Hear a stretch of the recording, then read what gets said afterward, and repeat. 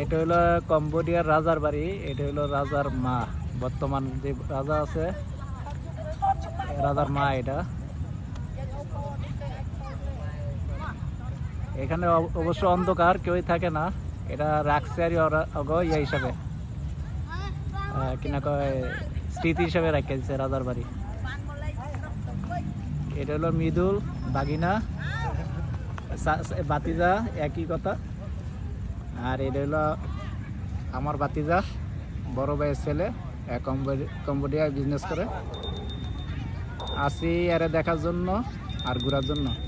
2 দিন এখানে থাকবো। 27 তারিখ চলে যাব। 27 তারিখ সকালবেলা ইনশাল্লাহ সিঙ্গাপুরে।